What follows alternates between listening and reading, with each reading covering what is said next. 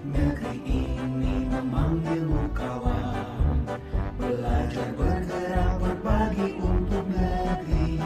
Guru penggerak majukan pendidikan, guru penggerak menghamba para murid, kreatif rancang pembelajaran, hargai potensi tingkatkan prestasi, lahirkan profil pelajar Pancasila.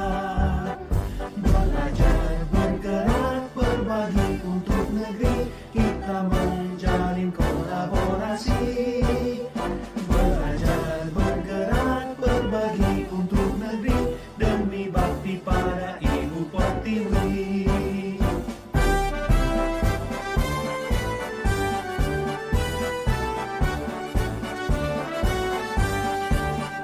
Bulatkan tekad, kuatkan hati, negeri ini memanggilmu kawan.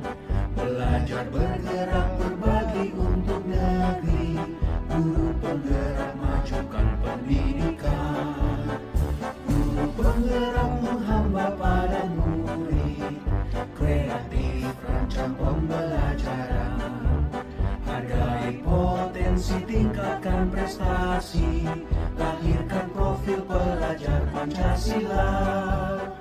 Belajar bergerak berbagi untuk negeri, kita Ya, selamat pagi Pak Ranto Panjaitan. Ya, Keadaan sehat Pak? ya sehat, alhamdulillah. Maaf Pak ya, ini saya mengganggu sedikit waktu Bapak. Enggak mengganggu Pak.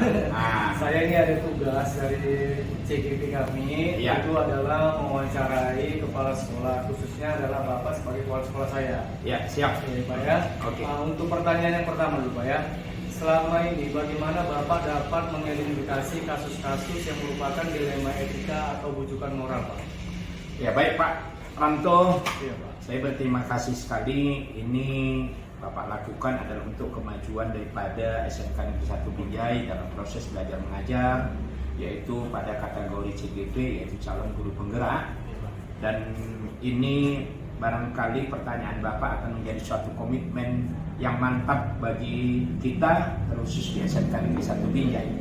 Nah, oleh karena itu, semenjak saya menjadi kepala sekolah di SMK Negeri 1 Binjai ini, mulai dari katakanlah itu PLT sampai sekarang sudah definitif, saya memang harus melihat bagaimana masalah-masalah, kasus-kasus yang ada yang di SMK Negeri 1 Binjai terkait dengan etika dan moral.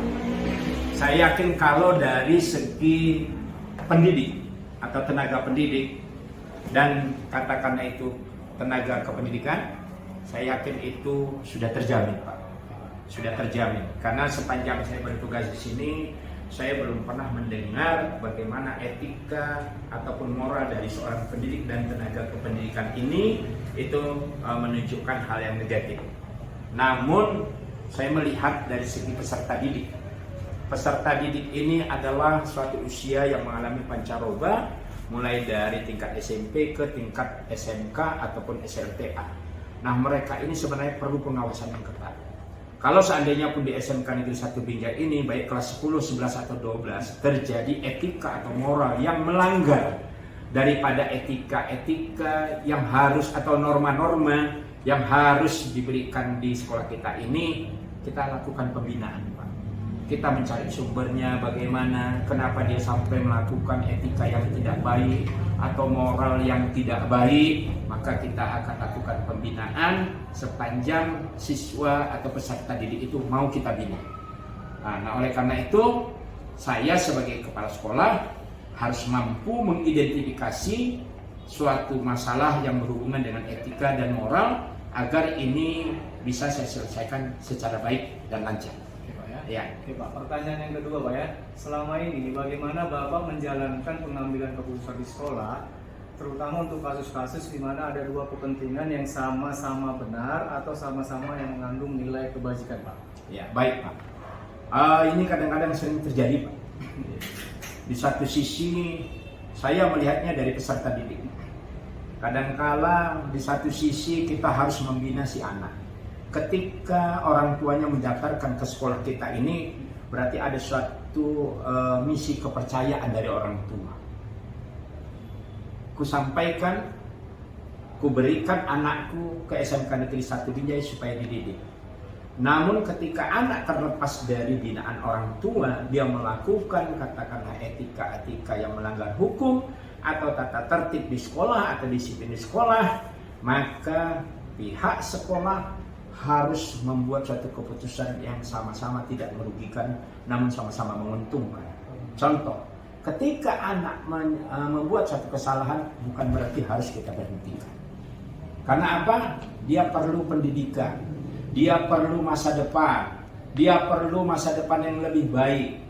Disinilah tempatnya, karena SMK ini adalah merupakan awal untuk meniti masa depan sebelum dia kuliah.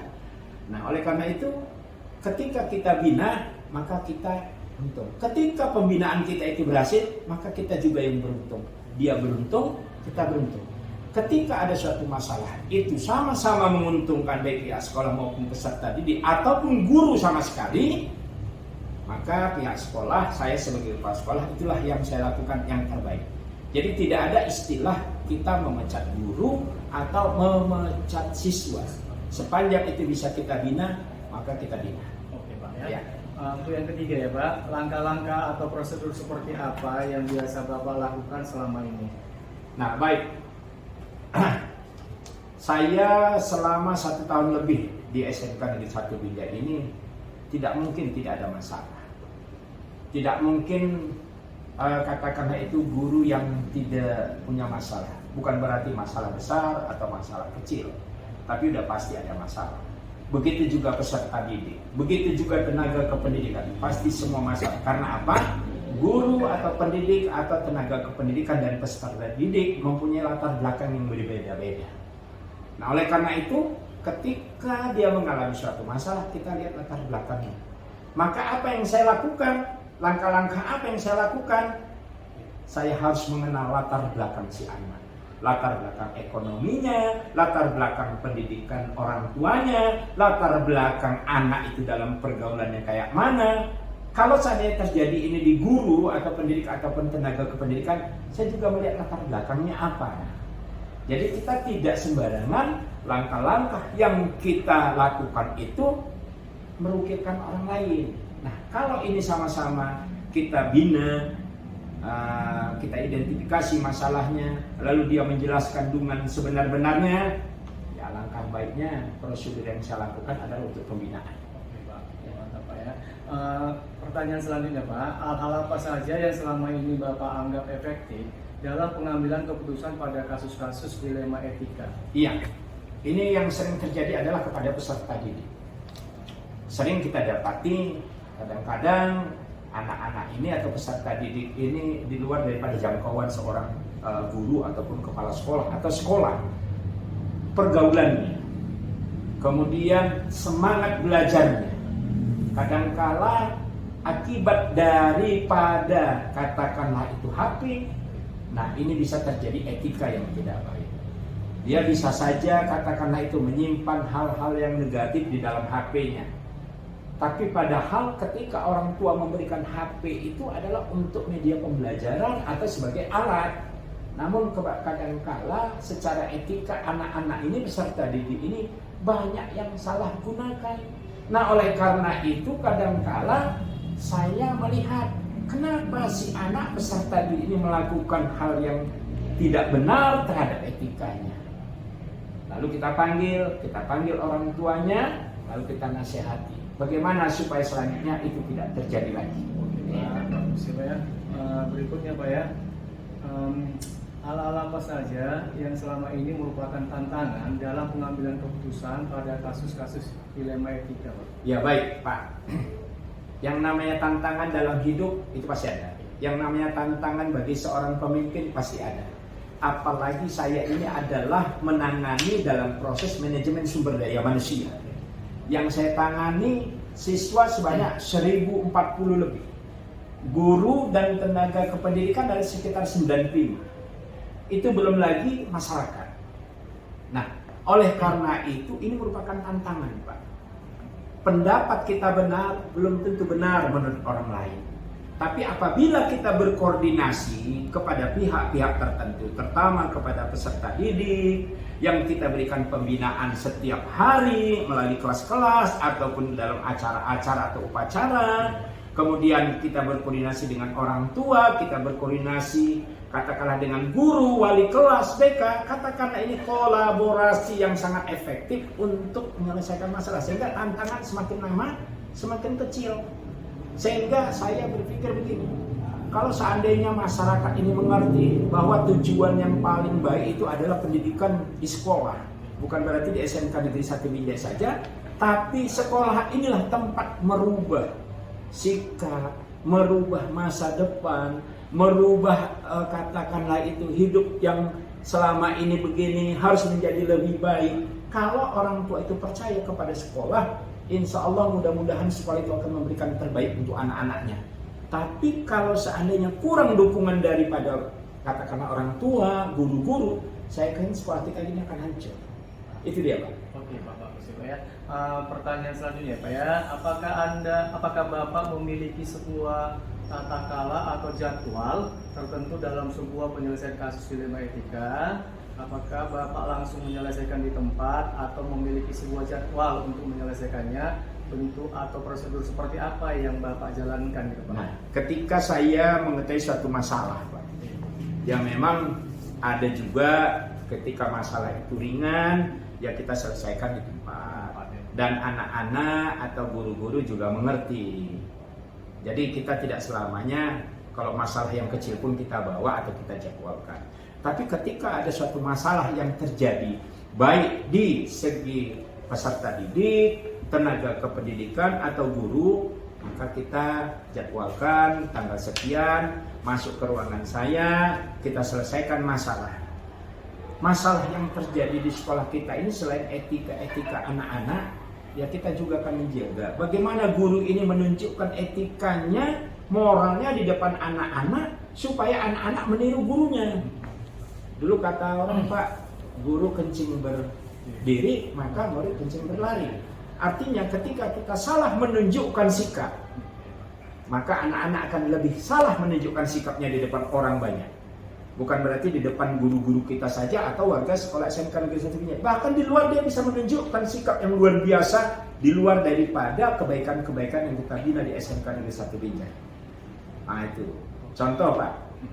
Ketika guru itu sambil mengajar dia merokok, bisa saja anak-anak suatu saat guru saja pun merokok dalam kelas. Nah makanya kita sebagai pendidik atau tenaga kependidikan, di mana memang kalau sudah tidak bisa dielakkan merokoknya, ya pada tempat tertentu. Saya sebenarnya bagaimana supaya guru saya ini semua, tenaga kependidikan saya ini semua, bagaimana kita bagi, Pak, 95 dibagi 1040. Jadi satu orang guru itu sekitar ya katakanlah 10 atau 11. Nah 10 atau 11 ini yang kita bina, saya kira nggak begitu sulit. Yang penting kita sama-sama bekerja semua. Satu konsep bagaimana disiplin. Nah ketika anak-anak ini selalu terlambat, ya kita tunjukkan guru tidak ada yang terlambat. Terlebih-lebih kepala sekolah. Kalau kepala sekolahnya sering terlambat, jangan salahkan kalau gurunya ada yang terlambat. Jangan salahkan kalau ada siswanya yang terlambat. Nah, jadi memang dari top manajer dulu, baru middle, baru lower, baru karyawan. Nah, itu dalam susunan manajemen kan, Pak. Nah, jadi kita ada jadwal tertentu, walaupun katakan tanggal sekian kita selesaikan masalah ini. Tanggal sekian kita selesaikan masalah ini. Karena di dalam manajemen sumber daya manusia, Pak, itu sangat kompleks permasalahannya. Ya, dari A sampai Z itu semuanya ada. Oke, Pak. Oke, Pak ya. Pertanyaan selanjutnya ya, Pak ya. Adakah seseorang atau faktor-faktor apa yang selama ini mempermudah atau membantu Bapak dalam pengambilan keputusan dalam kasus-kasus dilema etika? Ya, baik, Pak. Saya tidak bisa bekerja sendiri, Pak. Yang namanya manajemen itu pasti ada unsur-unsur manajemennya. Planning, organizing, actuating, dan controlling. Ada manusia-manusianya. Oleh karena itu, Pak, Saya dalam hal menyelesaikan suatu masalah itu tidak bisa sendiri. Saya punya tim, saya punya wakil kepala sekolah 4 orang, saya punya ketua program keahlian ada sekitar 6 orang, saya punya wali kelas ada 30 orang, saya punya guru BK ada 6 orang, saya punya guru-guru. Nah, kalau semua unsur masyarakat, ya, katakanlah warga sekolah ini yang katakanlah itu bukan peserta didik, mempunyai konsep, mempunyai visi, mempunyai tujuan yang sama, bagaimana supaya etika yang terjadi itu yang tidak baik di lingkungan sekolah, lalu kita mengambil suatu keputusan dan konsep yang sama, yang positif, saya yakin Pak, nggak terlalu lama ini membetulkan manajemen sumber daya manusianya. Kita beda dengan manajemen sumber daya mati, Pak. Dalam manajemen sumber daya mati diletakkan di sini, pindah dia tidak. Nah, manajemen sumber daya manusia beginilah, Pak. Harus rileks, harus fleksibel, mengikuti keadaan yang sebenarnya. Oke. Yang terakhir ya Pak ya, dari semua hal yang telah disampaikan, pembelajaran apa yang dapat Bapak petik dari pengalaman Bapak mengambil keputusan di dilema etika, Pak? Saya kalau dari segi saya Pak, Ya. pembelajaran terhadap diri saya sendiri, saya mengajarkan bagaimana supaya peduli, supaya disiplin, itu dari pembelajaran diri saya. Ketika saya tunjukkan itu kepada orang lain, itulah dia Pak. Kalau saya salah menunjukkan kepada orang lain, maka orang lain juga akan buat salah. Nah, oleh karena itu, tergantung kepada saya, pembelajaran terhadap diri saya sama harus mulai dari diri sendiri. Lalu apa? Ini saya hubungkan dengan pelajaran agama. Ketika kita semua ini yang ada di SMK Negeri 1 Binjai ini atau masyarakat luas, itu latar belakangnya, dasarnya adalah pendidikan agama, maka akan muncul budi pekerti yang baik. Jadi kalau ketika saya salah, saya akan berhadapan dengan Allah Subhanahu wa Ta'ala. Tapi kalau bawahan saya salah, lalu guru-guru saya salah, tenaga kependidikan saya salah, kemudian peserta didik saya salah, selain dia berhubungan langsung dengan Tuhannya, ya dia akan harus berhadapan dengan saya. Begitu juga saya, kalau salah mengambil keputusan dan kesimpulan, saya juga berhadapan dengan pimpinan saya. Karena di atas langit masih ada langit. Mungkin itu Pak yang bisa saya berikan sama Bapak. Oke Pak ya, dari semua pertanyaan sudah saya selesaikan. Terima kasih atas waktu Bapak dan kesempatan Bapak dalam membantu saya sebagai syarat saya untuk tugas dari CGP saya. Ini besar manfaatnya bagi saya untuk saya ubah nanti. Terima kasih Oke, Pak. terima kasih, sukses. Oke Pak. Mudah-mudahan berhasil. Oke Pak.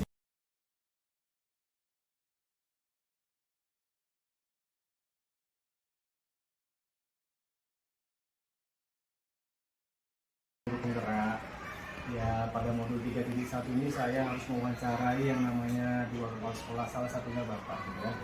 Apakah saya mengganggu Bapak ini?